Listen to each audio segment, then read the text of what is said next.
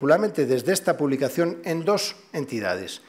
Que sea menos grave, pero que requieran transfusiones o tengan infecciones, o que no requieran transfusiones ni tengan infecciones. Y se sabe muy bien, ya desde hace años, que estas formas, menos graves, pero con transfusiones o infecciones, se deben tratar de entrada igual, porque el pronóstico es el mismo que las formas graves o muy graves. Fíjense, datos americanos de niños, aplasias medulares supuestamente moderadas, no me gusta nada llamarlas moderadas. Fíjense que 67% progresan, 21% se quedan así, ya veremos lo que pasaría más adelante, y 12% se resuelven. 12% se resuelven. Y no es esta la experiencia japonesa, la experiencia asiática es que no se resuelve ninguno. Y es más, que tienen una mortalidad considerable para los niños. Es decir, cuidado con minusvalorar la aplasia medular menos grave, incluso la que no requiere transfusiones ni neutrófilos. ¿Y qué le pasa a los suecos? En su serie, fíjense, aplasia medular grave, mejor supervivencia, muy grave, menos, y esto es sorprendente. La menos grave, la peor. ¿A alguien se le ocurre por qué puede ser esto? Porque lo minusvaloran. Efectivamente, yo lo otro no estoy seguro, tiendo a pensar que es por la elección de la primera línea, quizá demasiado trasplante en personas mayores, no lo sé. Pero aquí estoy seguro que es porque la aplasia menos grave se ha considerado una entidad menor y al final son los que más se mueren. Esto es importante a tener en cuenta. Al final son los que más se mueren. Y no estamos hablando de un país con una mala sanidad, es un país con una fantástica sanidad. ¿A alguien se le ocurre otro parámetro crítico muy importante para el pronóstico? La edad, la gravedad de la enfermedad. ¿Alguien me echa una mano, me ayuda y me diría otro? Eso es un parámetro, pero he elegido tres aquí enormes. ¿Perdón? Exacto, ese es. De la edad no podemos hacer nada, ojalá. De la gravedad de la enfermedad sí podemos hacer, no minusvalorar las formas menos graves. Pero de esto, del inicio del tratamiento, podemos hacer muchísimo. Esto es crítico. Se ha visto ya desde hace años, tanto en trasplante como en tratamiento inmunosupresor, pero fíjese en nuestra serie de los 1000 pacientes, que la llamamos así. Cuando su médico ha sido rápido y ha tratado al paciente en el primer mes del diagnóstico, y aquí ya mezcla todo, edad, gravedad, todo. 75% de supervivencia a largo plazo. Y cuando su médico se ha entretenido, 51%. Solo este parámetro. Y este parámetro sale en el estudio multivariante. Es decir, la aplasia medular, yo suelo decir que no es un infarto de miocardio, pero casi. Es una urgencia médica y tiene sentido. Los progenitores están siendo atacados por una agresión autoinmune. Cuanto antes intervengamos, más tejido residual puede haber, menos transfusiones y su morbilidad, menos sensibilización del paciente con las transfusiones de hematías y plaquetas, menos infecciones por medio. La aplasia medular es una urgencia médica. Lo que en España, no sé si se dice aquí esa expresión, pero nosotros a perder el tiempo dando vueltas y circunloquios lo llamamos marear la perdiz. Si mareamos la perdiz, el paciente sobrevive cada vez menos. Hagamos lo que hagamos después, gastemos el dinero que gastemos después. De la edad no podemos hacer nada, de la gravedad de la enfermedad sí podemos hacer, no minusvalorar las formas mal llamadas moderadas, y del inicio del tratamiento podemos hacer mucho. 5. Tratamiento de soporte. Suspender agentes que pudiéramos sospechar que están involucrados y no se vuelve a provocar. Si pensamos, aunque no estemos seguros, pues nunca estamos seguros, que un antihipertensivo puede estar involucrado, nunca más, claro, ni ese ni de la familia, eso por supuesto.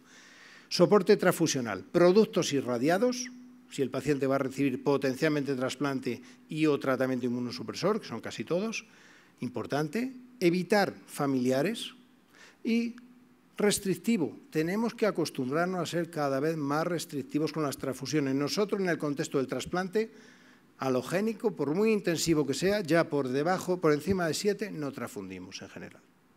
Antes usábamos 8,5, luego 8, ahora 7. Y con las plaquetas lo mismo, es decir, hay que ser, bueno, lógicamente de una manera sensata, pero restrictivo con las transfusiones. ¿Y qué pasa con medicamentos adyuvantes? La sobrecarga de hierro es mala para la hematopoiesis y tenemos que prevenirla y, a ser posible, en la aplasia medular, y si se ha producido ya, porque viene otro centro, porque nos hemos relajado, tratarla. Y tenemos datos con Deferax-Xirox del enorme estudio EPIC. Había 116 pacientes con aplasia y se vio, no me voy a entretener en el trabajo, pero que era el tratamiento con Deferax-Xirox factible, eficaz y recomendado. ¿Y la EPO? ¿Qué piensan ustedes de la EPO? ¿En aplasia sí? ¿No? ¿Quizás? ¿No? Ningún ensayo clínico prohíbe la EPO. Ninguno. Los niveles endógenos de la EPO en aplasia son muy altos. No altos, no, a veces muy altos. Pero también son altos los niveles de trombopoietina. Y también son altos los niveles de GCSF en muchas situaciones que damos GCSF endógeno. Mi experiencia a lo largo de muchos años es que en la mayoría de los pacientes la EPO no funciona, pero en algunos sí, ayuda. Yo lo he comprobado con pacientes. Hay algunos en los que la EPO le ayuda.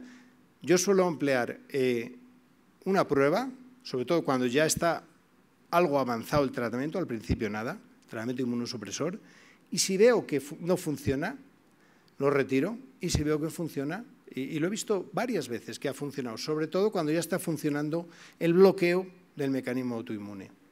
Y el GCSF, este sí que no. Solo si funciona, que pocas veces funciona, si vemos que funciona, durante una infección fúngica o bacteriana, a dosis normales y con la vocación de quitarlo después.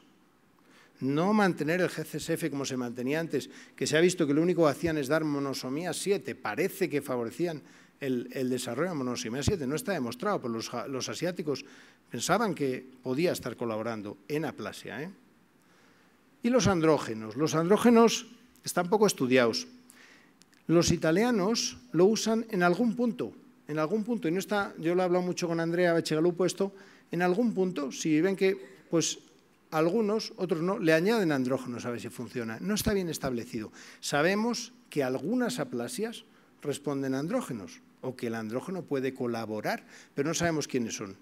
Quizás sean las que tienen los telómeros cortos, o no lo sabemos, pero algunas funcionan, pero nosotros lo usamos poco, solo lo usamos en tratamiento de rescate cuando, y yo tengo un caso espectacular que no respondió a nada, hizo una respuesta completa con andrógenos, pero son pocos y nosotros de rutina no solemos usarlos. Y el punto crítico en el tratamiento de soporte, los pacientes de aplasia se mueren de infecciones, de manera que la profilaxis, el alto índice de sospecha y el tratamiento precoz son críticos. Nosotros le decimos que tengan antibióticos en casa, antibióticos para iniciar el tratamiento si tienen fiebre antes de incluso llegar al hospital, como se hace en muchos trasplantados. 6. Terapia específica, ya no de soporte, sino terapia específica. Al final, en primera línea, tenemos que decir, cuando tengamos a un paciente bien diagnosticado y pronto, si le damos tratamiento inmunosupresor o le damos trasplante. Ahí estamos, en ese equilibrio, ¿no? ¿Qué le damos? ¿Y de qué depende? Pues de la cifra neutrófilo, de qué infecciones esté teniendo, más, menos o menos graves, de los requerimientos transfusionales, de la edad, de la comorbilidad, de la disponibilidad o no de donante, depende de una serie de factores. Por supuesto, la edad es el factor primero, que luego veremos. Segunda parte, trasplante. Vamos a ver estos puntos rápidamente. Cuando hemos decidido que a ese paciente lo trasplantamos. Normalmente pacientes con las características que veremos ahora. ¿Qué ventajas tiene el trasplante? Probabilidad de cura 70-90%, menos recaídas y menos eventos clonales, lógico, estamos cambiando la médula. Desventajas, disponibilidad de hermano HLA idéntico menor del 30%. No sé cómo está su natalidad, pero creo que está bajando también. La nuestra está bajísima.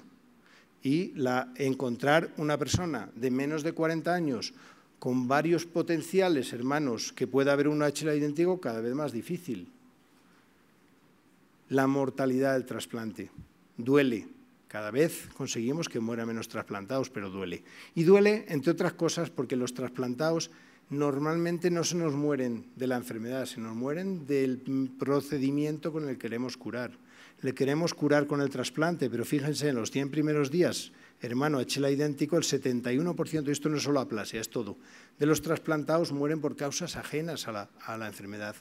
Y más allá del día 100, todavía un porcentaje altísimo. En el trasplante no emparentado, más aún.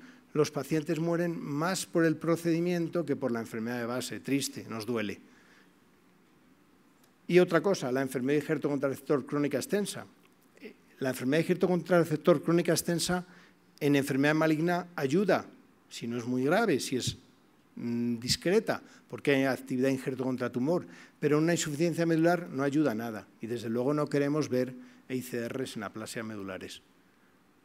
Y además la ICR condiciona peor calidad de vida, que ahora que tenemos muy buenos supervivientes del trasplante alogénico, debemos empezar a medir la calidad de vida. Estamos midiendo muy poco esto.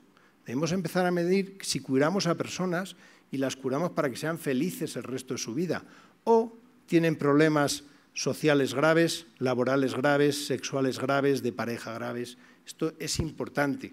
Y la ICR, el otro día tuvimos una reunión en España, 8 personas, sobre la ICR y manejamos muchos datos de literatura, etcétera, y vimos que la ICR aguda está tendiendo a bajar, pero la ICR crónica está subiendo, porque los pacientes son mayores por varias causas. Los candidatos al trasplante en primera línea, si no están de acuerdo, pues después lo discutimos. Forman graves o muy graves, menos de 40 años de edad con buen estado general y disponibilidad de un hermano HLA idéntico que done médula ósea. Esos son los candidatos. ¿Importa la edad? ¿Por qué 40 años? ¿Importa la edad? Pues fíjense, niños y adolescentes, hermano HLA idéntico, esos fallecimientos, estos son datos del CIB-MTR, solo los mejores centros reportan a CIB-MTR, y trasplante no emparentado, fíjense los fallecimientos ya, niños y adolescentes, peritas en dulce. Más de 18 años incluido trasplante de hermano HLA idéntico, fíjense, y trasplante no emparentado ya 40% de mortalidad. Esto ya gusta menos.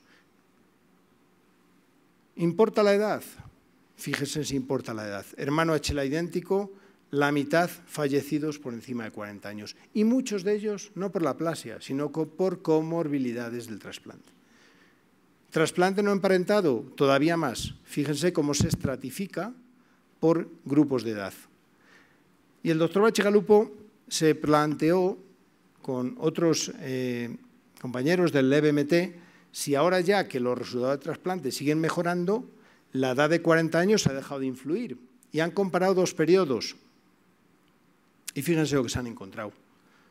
Da igual, seguimos avanzando, pero sigue habiendo